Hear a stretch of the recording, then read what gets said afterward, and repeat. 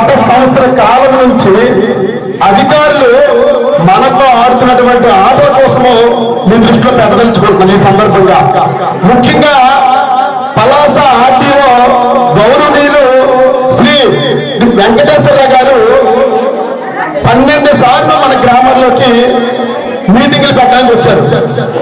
వచ్చిన ప్రతిసారి కూడా రైతులు అడ్డుకుంటాను.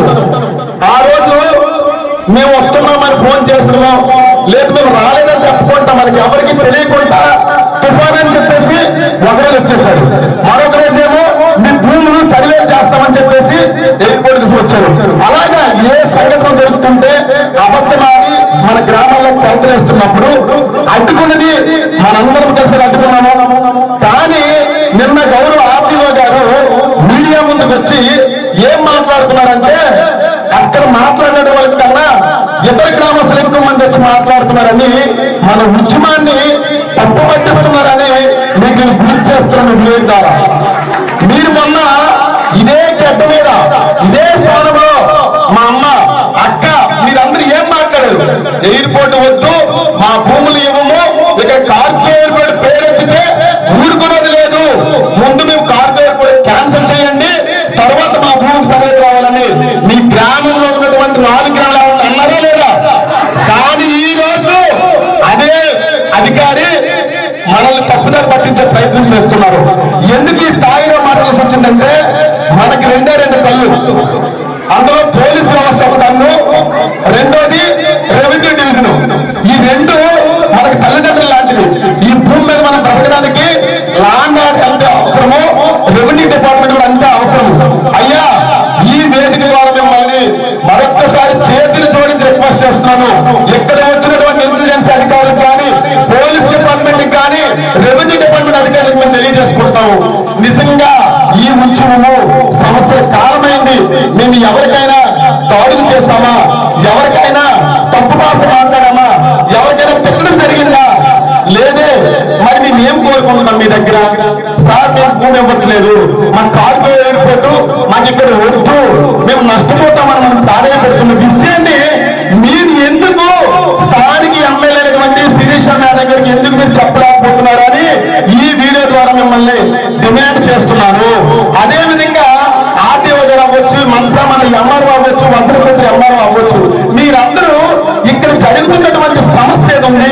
ఇప్పుడు ఇక్కడ మాట్లాడే మహిళ ఉన్నారు, ఆ అక్క ఏం మాట్లాడింది, ఆ చెల్లి ఏం మాట్లాడింది, ఆ అన్న ఏం మాట్లాడాడు, నేనేం మాట్లాడాను, ఈ వార్త మీరు మొబైల్ రికార్డ్ చేస్తారు కదా, ఇవి తీసుకెళ్లి ఆ ఎమ్మెల్యే దగ్గర చూపించాలని అధికారులు కోరుకుంటున్నారు. ఈ రోజు ఎందుకు ఈ మాట చెప్తానంటే, 70% ప్రజలట ఎయిర్పోర్టు రావాలా, మన భూమి అంటే ఇచ్చేస్తానమాట. ఎవరో 70% అడుగుతారు. ఎవరు భూమి ఇచ్చేస్తే ఎవరి భూమి మీద వాళ్ళు ఎయిర్పోర్ట్ కట్టేసి మన మీద డ్యాన్స్ చేయడానికి వస్తున్నారు. ఎవరెవరు అనుకుంటారు చెప్పండి? మన గ్రామాల్లో ఎవరైనా ఎయిర్పోర్ట్ భూమి ఇస్తామన్నారా? లేదు కదా, లేదు కదా. మరి అబద్ధ ప్రచారం చేసిన వాళ్ళకి సమాధానం ఏంటో తెలుసా? ఈ రోజు ఈ వేదిక ద్వారా మీకు కూడా అందరూ పూర్తి చేస్తున్నాను.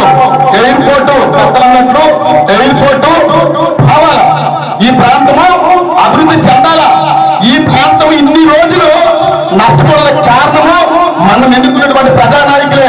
ఈ రోజు 3 సార్లు ఎంపైనటువంటి శ్రీ కింజరపు రామ్మోహన్ నాయుడు గారు అనే వ్యక్తి పౌర విమాన శాఖ మంత్రి అయ్యి ఈ జిల్లాకి మీరు చేసింది ఏంటని అడుగుతున్నారు. అభివృద్ధి పేరిట మా పచ్చని పంట పొలాలను తీసుకెళ్లిపోయి కార్పొరేట్ సెక్టర్కి ఫ్రీగా అందిస్తే మేము చూస్తూ చేయదగ్గర ఉండాలా? ఎంపీ గారు మేము చేయదగ్గర చూస్తుంటే మా భూములు మీరు ఇచ్చేస్తారా? స్థానిక ఎమ్మెల్యే శ్రీమతి శిరీష గారు, మీరు ఎన్నుకుంది పలాస నియోజకవర్గంలో ప్రజల ఓటుతో. మీకు అధికారం ఎందుకు ఇచ్చిందో తెలుసా? ఈ ప్రాంతాన్ని అభివృద్ధి చేయమని. ఓకే రైట్, కట్టండి ఎయిర్పోర్ట్. ఎక్కడ మీకు కూడా తెలియజేస్తాం, మనకు ఆల్రెడీ 4 దగ్గర ప్రభుత్వం భూమి ఉంది. ఆ భూమి మీదకి వెళ్తే మీకు నాకు ఎవరికి హక్కు లేదు. చక్కగా శిరీష మేడం గారు పూర్తి చేసి కూర్చొని ఆ ఎయిర్పోర్ట్ పట్టుకునే జాగాలు ఉన్నాయి. అవి మీ దృష్టిలో పెడతాను. మేము వజ్రపుత్ర మండలం దగ్గర నగరంపల్లి పంచాయతీలో 1800 ఎకరాలు, మన 1400 ఎకరాలు అయితే అక్కడ 1800 ఎకరాలు క్రికెట్ గ్రౌండ్ అంటే భూమి ఉంది. అక్కడ కట్టండి. పలాస మనం వెళ్తాం కదా, వెళ్ళేటప్పుడు టిట్కో ఇల్లు పక్కన రామకృష్ణపురం దాటిన తర్వాత 800 ఎకరాలు ప్రభుత్వ భూమి ఉంది. కట్టండి ఎయిర్పోర్ట్, కట్టండి అక్కడ ఎయిర్పోర్ట్ కట్టండి, ఎవరు ఎట్టుకుంటారు మీరు?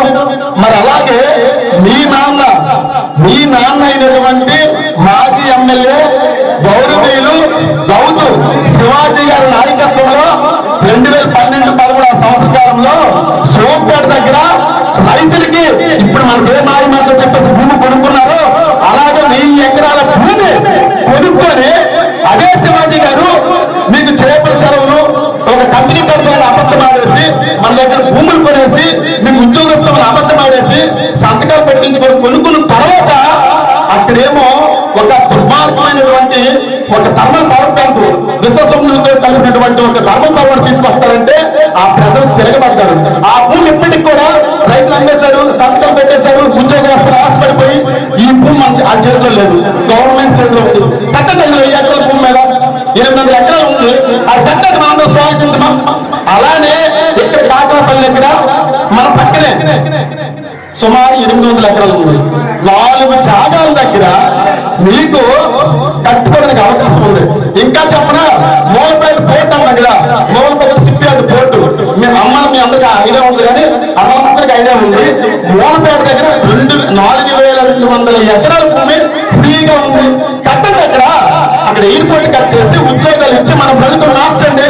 కానీ ఈ పచ్చని పంట పొలం భూములు తీసుకొని కార్పొరేట్ సభ్యులు మీరు అమ్మేస్తే చూస్తూ ఊరుకోవడానికి ఇది ఉద్యమానికి ఊపిరి పోసినటువంటి ఉద్దానపనాయాలు విప్లవ భావజాలంలోని పోరాట పడబడినటువంటి నాయకత్వంలో ఈ రోజు తప్పకుండా సంవత్సరాలను లక్ష్యాలు హెచ్చరిస్తున్నాము. ఊరుకునేది లేదు, భూమి ఇచ్చేది లేదు, సెంటి భూమి కూడా అంగుళం భూమి ప్రకటించేది లేదని హెచ్చరిస్తున్నాము. మరొక్క మాట చివరిగా నేను ముగించేస్తున్నాను. ఎందుకు ఈ విషయం మీ దగ్గర చెప్పదలుచుకుంటానంటే, మనం ఎన్నుకున్నటువంటి నాయకులు వచ్చినప్పుడు వెళ్ళు కూడా మనకి ఎందుకు ఆవిడ చెప్పాలంటే మనం ఎందుకు నేరుగా చెప్పండి, అమ్మ 4 దగ్గర జాగా ఉందట అక్కడ కట్టండి అమ్మా అని అందరూ రిక్వెస్ట్ చేద్దాం. ఈ ప్లేస్ అయితే వద్దమ్మా అని చక్కగా చెప్పి అక్కడ కట్టడానికి ప్రయత్నం చేద్దామని మీకు గుర్తు చేయడం కోసమే నేను ఈ రోజు అవకాశం తీసుకున్నాను. అయితే రెండో విషయం ఏంటంటే, ఎంత అవుతున్నప్పటికీ కూడా ఈ రోజు చూడండి, మనందరం ఏమనుకున్నామంటే ఆర్టీఓ గారికి ఒక లెటర్ ఇస్తాం. ఏమని, మొన్న ఇక్కడికి వచ్చి అబద్ధం ఆడారు కదా, మరి మేము ఎయిర్పోర్ట్ ఏమని అబద్ధం ఆడి మేము ఇస్తామంటే, అబద్ధం మీకు ఇవ్వము. 10వ తారీఖు వెళ్ళాము, మన అధ్యక్షులు గారు కొమరవాస 11వ తారీఖు వెళ్తే పద్దెనిమిది కదా మీకు ఇస్తాను చూస్తాను అన్నారు. నిన్న సాయంత్రం పిలిపించేసి 5 గంటలు పోలీస్ స్టేషన్ లో కూర్చోబెట్టేసి లాస్ట్ వీక్ పర్మిషన్ లేదట. ఇది ఎక్కడ న్యాయమంటే, మన భూమి పైన మన హక్కుల పైన భూమి లేక మరి ఇవ్వరు పర్మిషన్. అయితే ఇప్పుడు కూడా ఈ వేదిక ద్వారా గౌరవ మనసా మండల సబ్ ఇన్స్పెక్టర్ అయినటువంటి సార్కి ప్రత్యేకమైన ధన్యవాదాలు తెలుపుకోండి. ఎందుకంటే ఈ సభ మీరు ఒక 10-20 నిమిషాలు తెచ్చుకొని మీ యొక్క ఆవేదన తెలియజేస్తారు.